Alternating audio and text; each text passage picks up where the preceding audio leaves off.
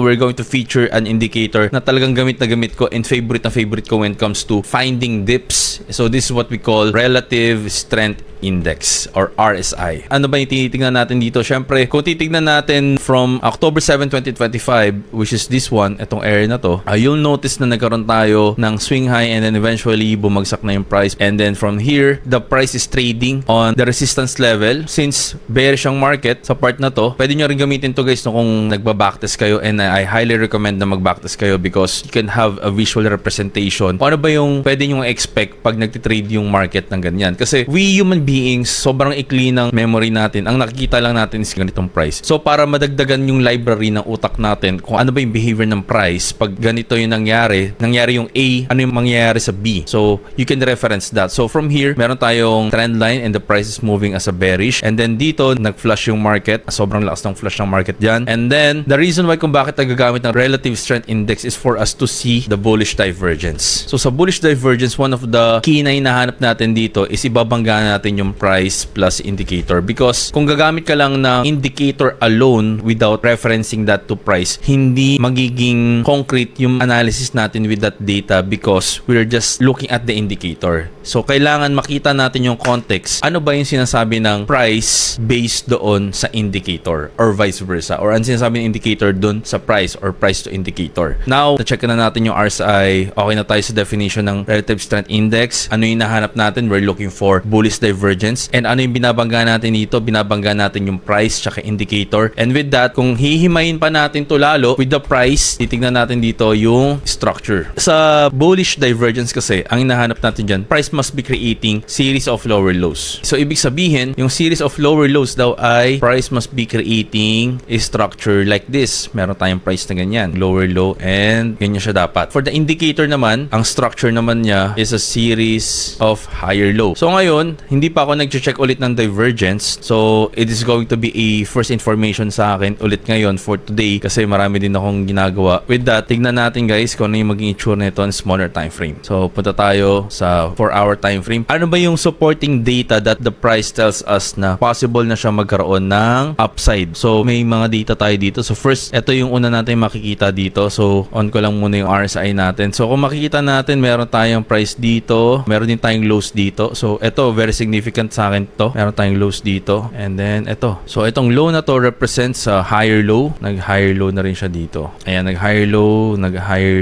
na siya dito. Tapos, let's check in kung ano naman yung ginagawa niya pagdating sa price action na to. Okay, so dito meron siyang higher low. Base dito meron ba siyang divergence? So dito meron tayong series of lower lows pero so ang nakita lang natin divergence dito is in this ito. So itong divergence na to, this is going to be what we call the regular divergence. Okay, so dito sa area na to walang divergence dito. So that's the beauty of technicals, no. Ito yung lows natin dito, may lows tayo dito, tapos meron tayong lows dito. Mapapansin nyo guys, kinukuha ko yung pinakadulo ng low kasi once na nakuha nyo yung pinakadulo ng low, doon kasi guys nangyayari yung mga buying pressure o yung tinatawag sa mga modern technical analysis ngayon na liquidity. Doon maganda i-reference kung nasaan maganda hanapin yung low ng divergence. So ito meron tayong higher low dito. Tapos meron tayo ditong lower low. Tapos meron tayong lower low. So since may lower low dito sa price na to, ito, tsaka ito, ipapakita naman natin kung nasaan yung reaction ng price nung nagkaroon siya ng divergence. So yung reaction ng price nung nagkaroon siya ng divergence ay nandito sa area na to. Ito yung sa divergence niya. Ayan. So ito yung part na to.